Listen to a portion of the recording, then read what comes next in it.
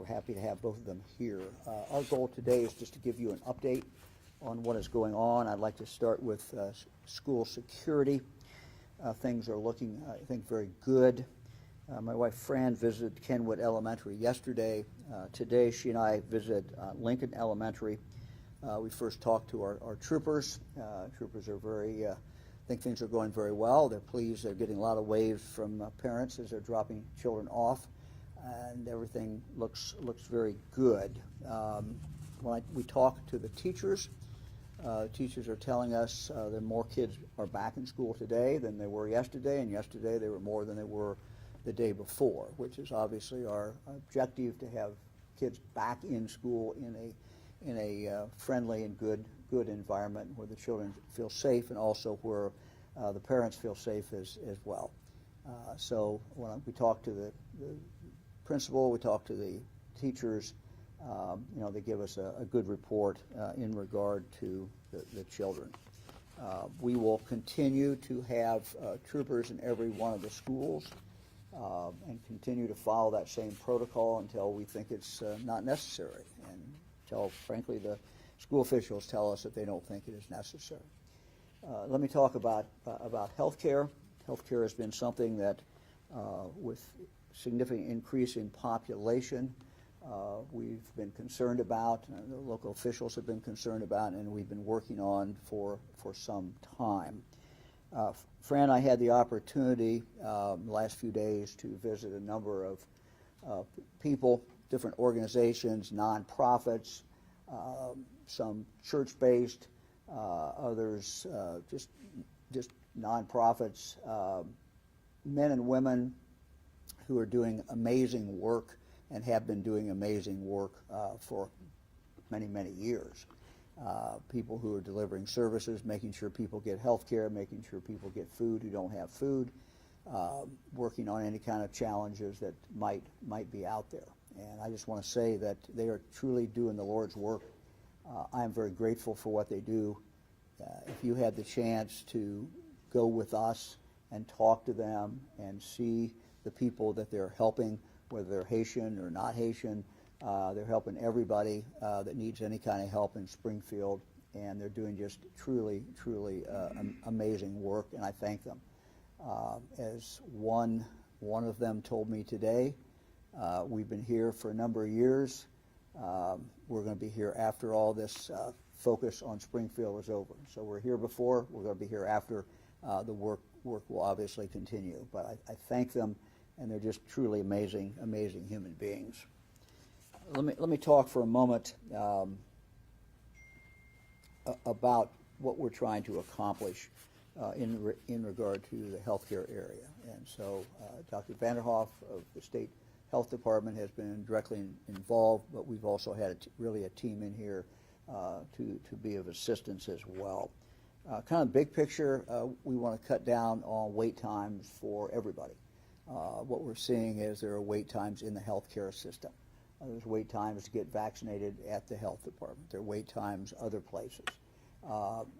We want to expand primary care in Clark County and certainly in Springfield, and that's what we're doing. The other thing we want to do is just reach more people.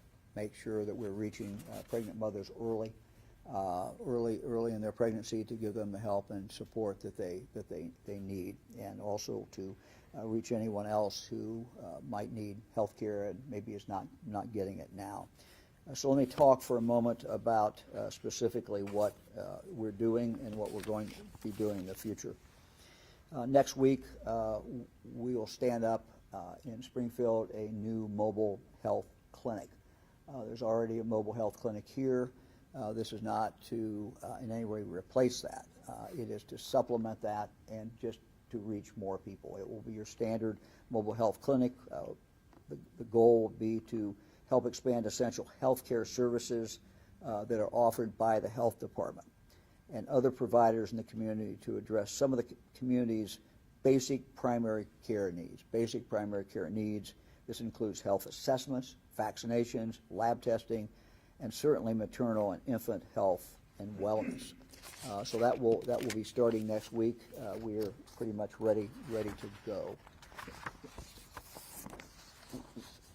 The next thing that we're going to be doing, and I don't have a start date on this because we're frankly looking for a location, but again, this is in conjunction with the county health department, is to establish a additional separate health clinic here in Springfield.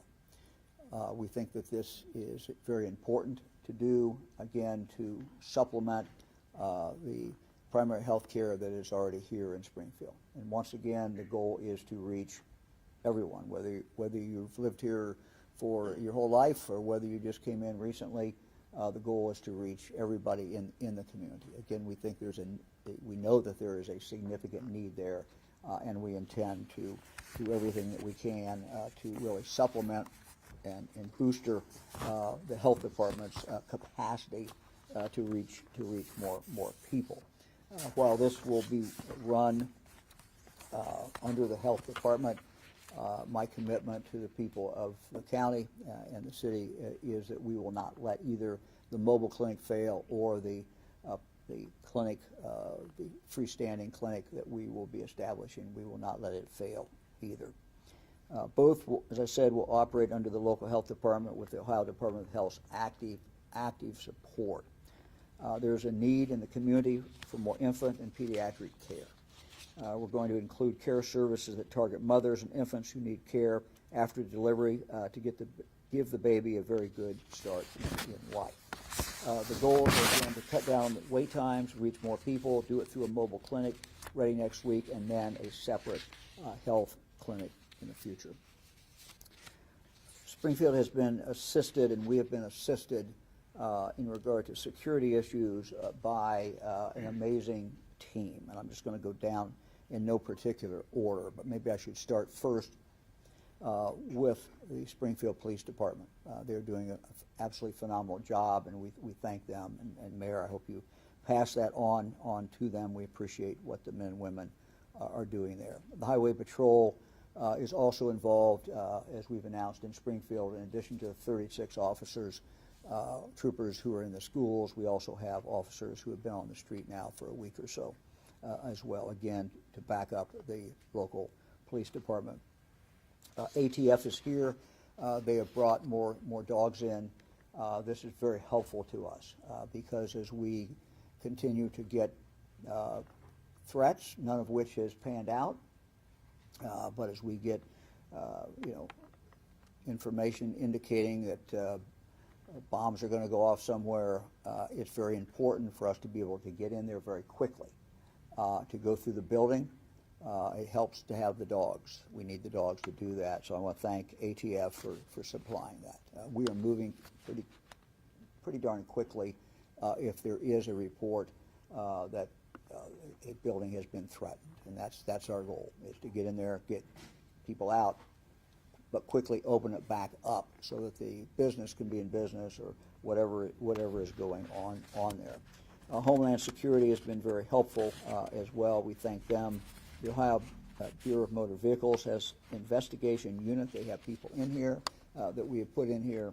The Ohio Investigating Unit is also in here as well under public safety. So we've got the resources that are necessary in here to really make a difference. Let me now turn it over to the mayor. Thank you, Mayor. Governor. Thank you. I'm going to speak to a few topics of news. I'll first speak to an upcoming event tonight being held here in Springfield with Vivek Ramaswamy. Ohio native and former presidential candidate will hold a town hall meeting here tonight.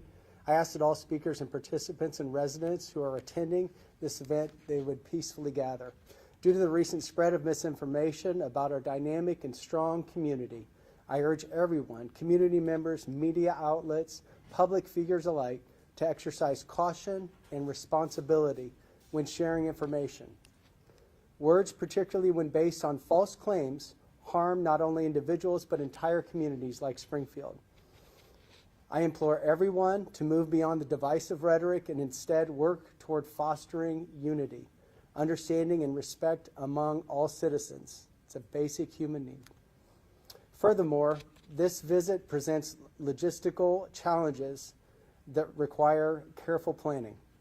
Coordination and assistance from multiple partners, including the Clark County Sheriff's Office, the Ohio Highway State Patrol, Department of Public Safety, and neighboring cities like Beaver Creek, Kettering, and their public safety departments. Springfield is a proud and resilient city, committed to moving forward together, and we will continue to stand strong as we work towards building a brighter and unified future with our residents. Concerning the potential future Trump visit, as the mayor of Springfield, Ohio, I recognize the significance of former President Donald Trump's upcoming visit to our community and the coming weeks has been announced. We are committed to ensuring that the event proceeds safely and smoothly for both the residents and visitors. We are working closely with law enforcement and first responders to ensure public safety remains our top priority. While the visit brings attention to our city, it also represents logistical challenges that require careful planning and allocation of our resources to minimize disruption of daily life. As a visit from the former president will undoubtedly place additional demands on our safety infrastructure, should he choose to change his plans, it would convey a significant message of peace to the city of Springfield. Concerning immigration, since we are at the center of that debate, additionally, this visit underscores the importance of addressing broader challenges facing our country, particularly regarding immigration.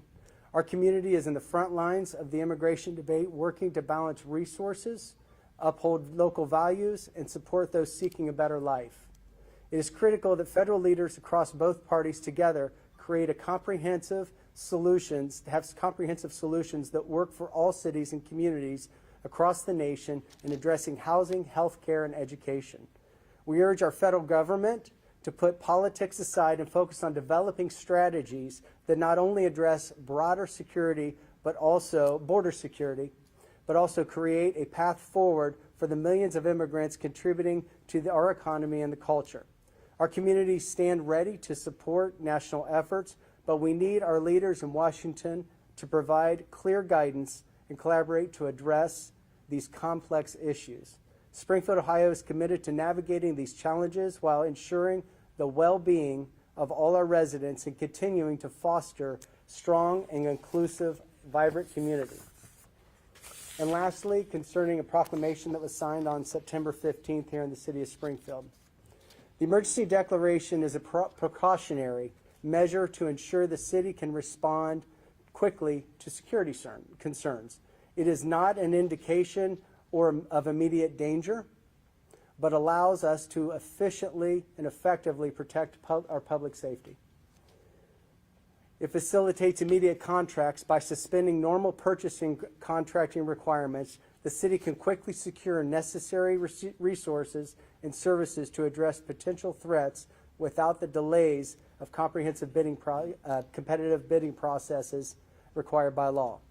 This minimizes the local financial impact as well. The emergency declaration helps us to manage the financial impact of these threats by allowing us to act swiftly to prevent harm and reduce long-term costs that could cause strain to our city resources. And the positions for reimbursement, this positions us in that place. This declaration enables the city to seek state and federal reimbursements for expenses related to our response to this, ensuring that we can protect public safety while minimizing the financial burden on the city. Thank you. We'll go ahead and have President of the County Commission, Melanie Wilt. Thank you for coming today. I'm Clark County Commission President Melanie Wilt. I want to say thank you, Governor DeWine, for being here, for putting Springfield at the forefront of your week and directing some resources to us. We truly appreciate that. And I want to be clear that these are not the first conversations that the governor and I have had. I think we began this dialogue 6-8 months ago when we were riding around looking at tornado damage. So a lot of these things have been in the works for many months now and are beginning to come to fruition. So we truly appreciate that.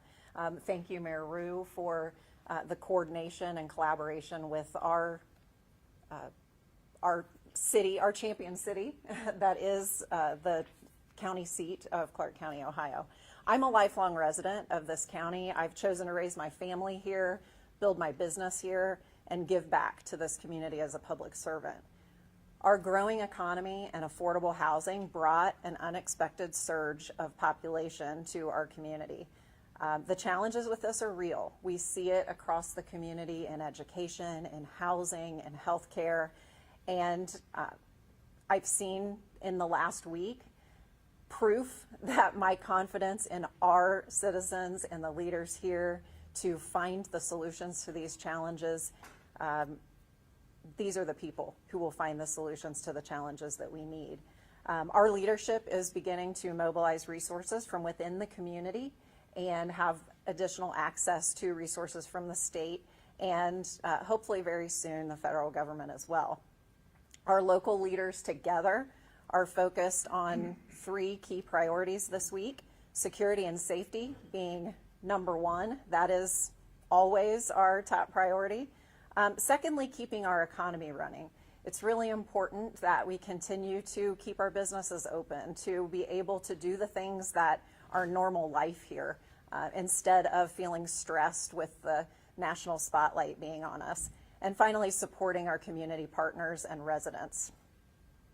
I want to say thank you to the nation for the support that we've received for our community.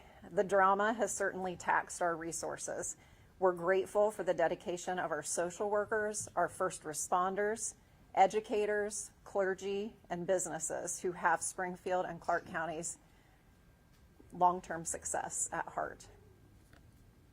Thank you. We're happy to answer any questions. Mayor, I have a question for you, sir. Do you feel that since the state has pumped, so many resources in and everything the city's been doing to deal with the situation over the last couple of weeks, that now, today, like the temperature's coming down a little bit? I would say that is a feeling. We still are receiving some threats, so we still have concern. But it is, yeah, absolutely. Do we feel safer because of resources the state has put in this community? Absolutely. For both the mayor and the governor, to be clear, are you asking Donald Trump not to come to Springfield? Well, I think I'll speak just for Springfield. I'm just saying that this is going to tax our resources if either candidate was to come to our community. I believe Mr. Trump has said multiple times, just even as recently as last night, that he was going to visit our town the next 2 weeks, and it would be a strain on our resources if that would happen. With that current strain. Look, let me answer as well. Look, the mayor has made a statement about resources. I think that's absolutely true. As governor, we always welcome a presidential candidate to the state, and if he comes, if either of the candidates come or the candidates for vice president come, we certainly will make the right arrangements and take care of at least part of the security along with the Secret Service. So, yeah.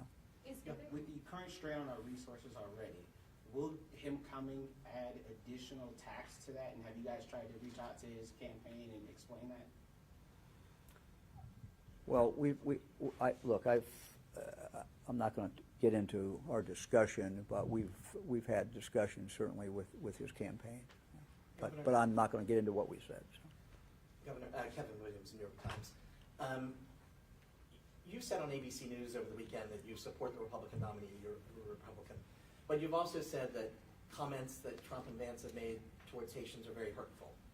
Is there any circumstance under which you would say, I'm a Republican, but I think I can't endorse this ticket? Well, the answer is no. I'm a Republican. I've said for some time, long before the convention, long before the primaries, that I would support the Republican nominee for president. My experience in government for a long time, and my sense of history and my reading of history is that if you intend to have an impact, you need to be inside one political party or the other. And that's how you have the impact. If you want to change things, you want to do things, that's how you have the best opportunity to do that. So your endorsement doesn't mean support of Well, his... Well, Look, I mean, if your question is, do I support everything? No, but I don't think that ever is true. You know, we pick candidates and we support one or we support the other. There's nothing he could do that's so No. repugnant or say. Well, that's obviously that you can't say that. No, obviously you can't say that. But look, I mean, this is I truly believe this is how you have the most impact is within a party. Is Vivek Ramaswamy's visit tonight straining resources from the community? It's definitely added additional security protocol to normally already a stressful situation. This is an event that's been planned. It's in a private banquet center, and the city is responding in kind to security. Will the city be able to handle additional threats if a presidential candidate who's been attempted, who has had attempted assassinations on him, will they be able to handle more of the threats that could possibly come with a potential Let me visit? take that. Secret Service, of course, is the lead, and the police department and other state resources would be coordinated, you know, by the Secret Service. Secret Service takes the lead when the president comes. That's the way it should be, and that's the way it is. And we will support that. We will support the Secret Service, and you know, we will fully cooperate as we always do. You know, if you think about it, in the last several decades, Ohio has had probably hundreds of presidential candidate visits. So we do this. We're used to doing it. So. We had a threat at a state college today.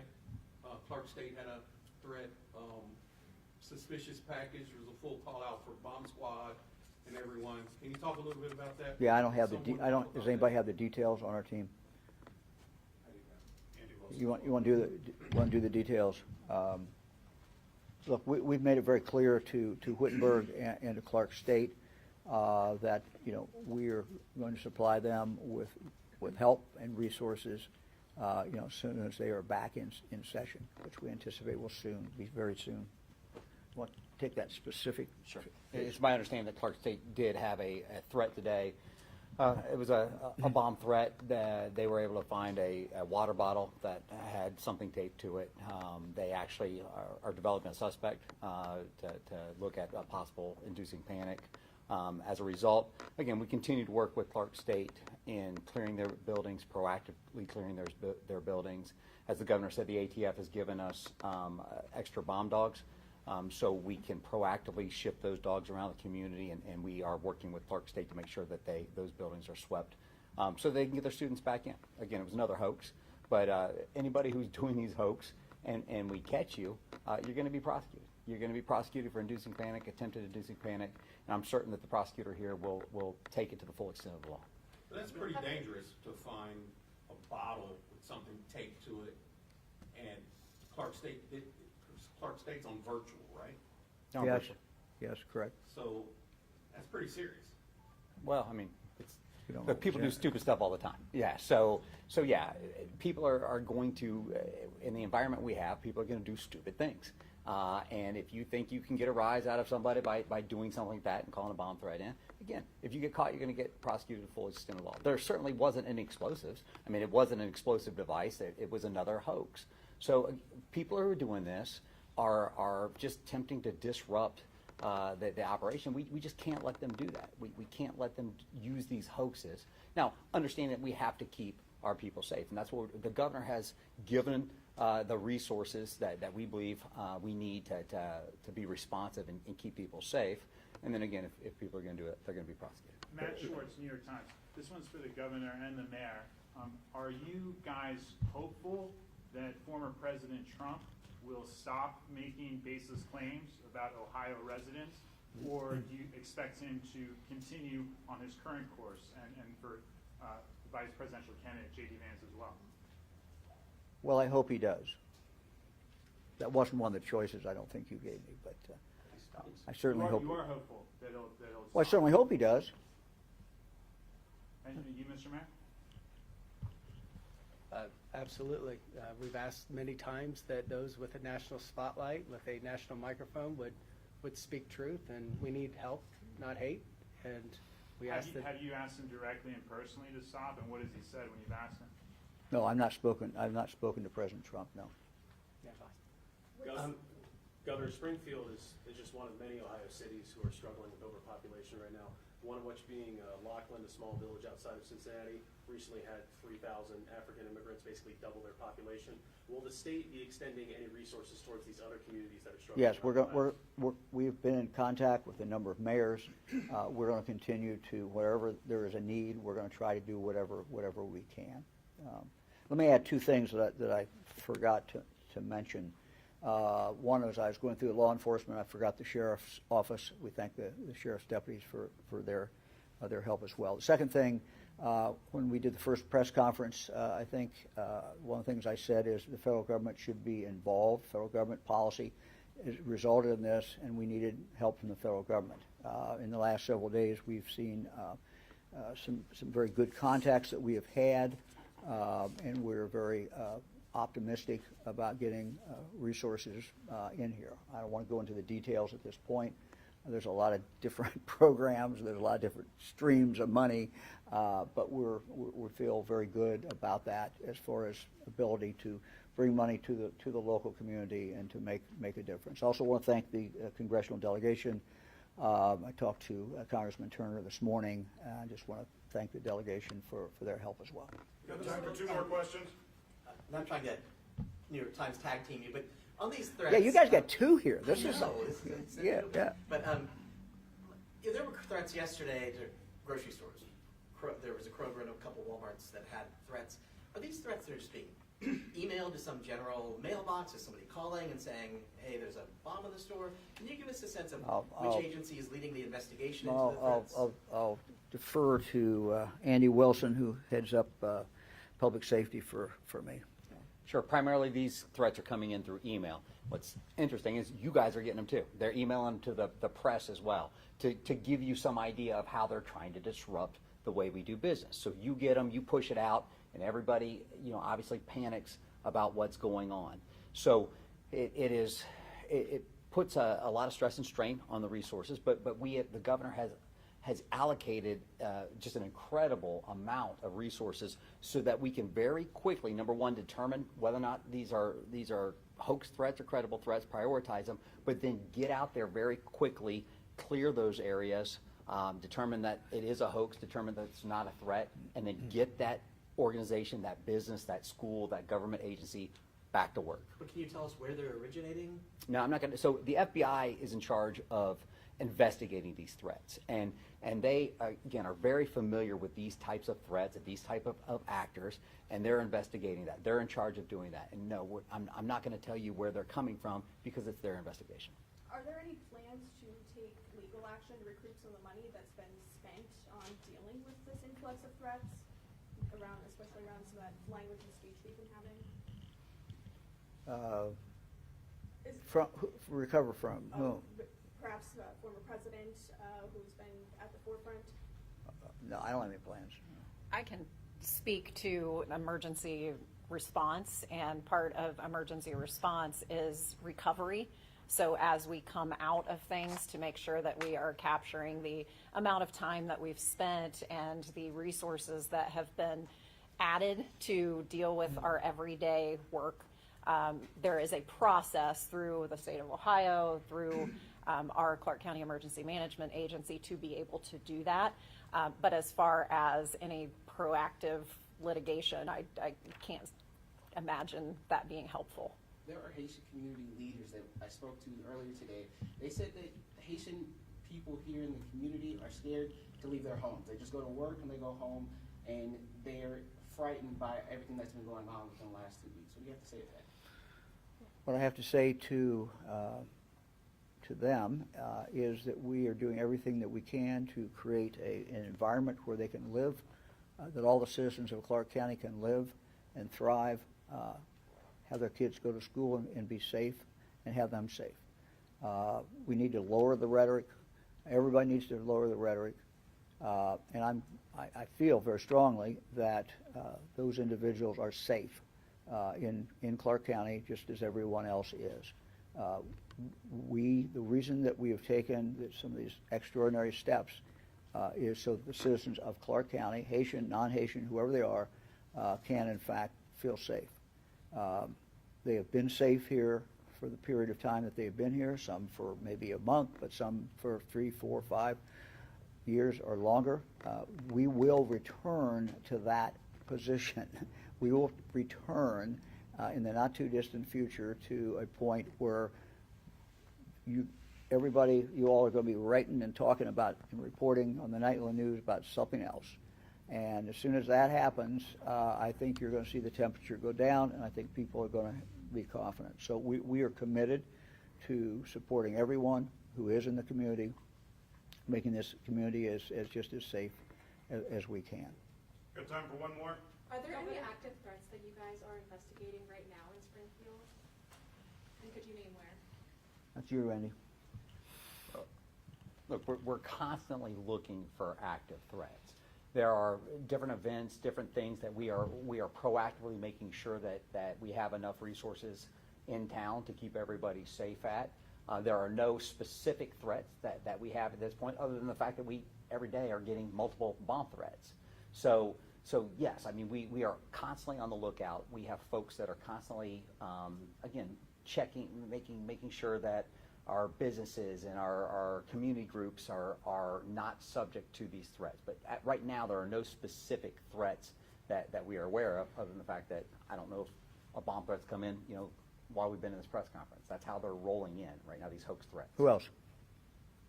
Governor, I have a question.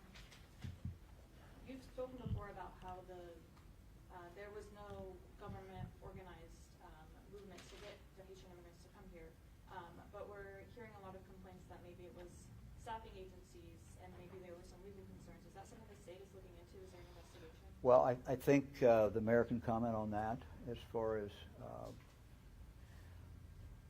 information about, you guys referred that out, I believe. Yeah. So there is an investigation that is ongoing, looking into any of the ways that folks would have come into our community. I believe that investigation was opened up about 10 months ago. Because it's an ongoing investigation, I don't have a lot of information to report on to you. Have you referred this to the state? Or This has been referred outside of Clark County as well. Anybody else?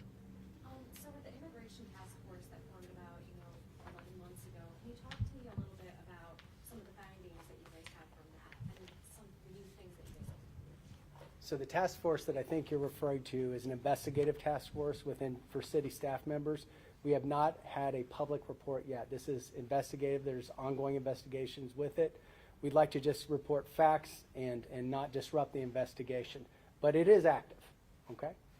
I have one last question for you. Why haven't you reached out to former President Trump about what has been going on here?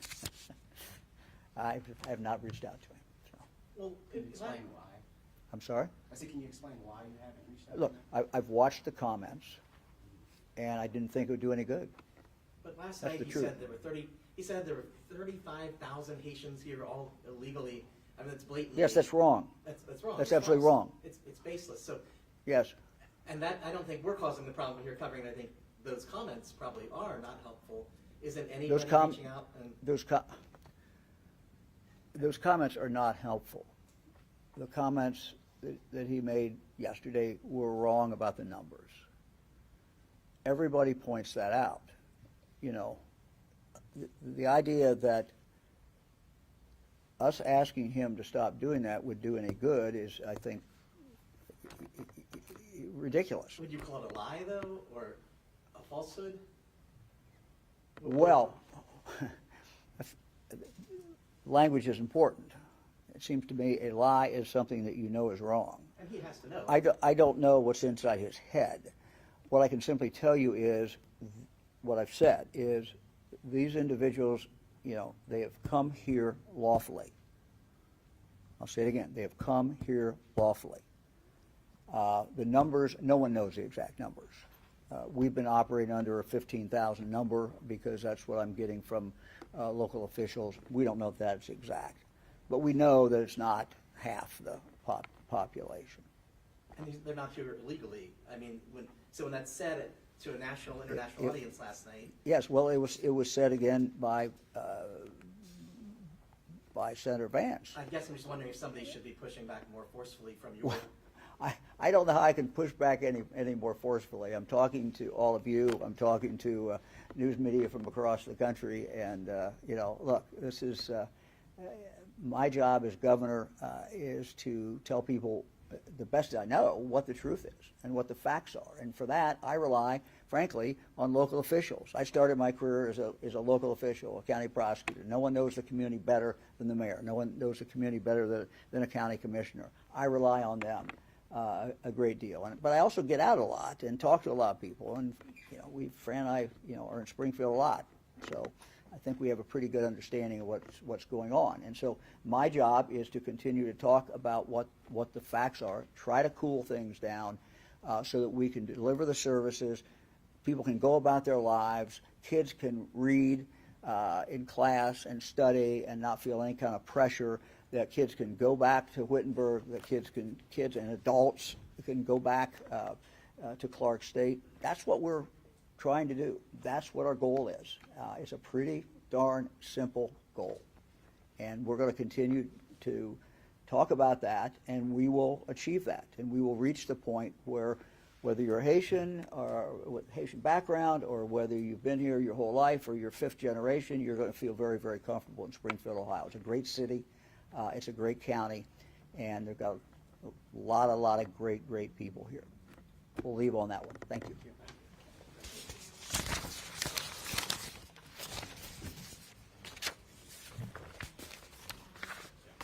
Nice job.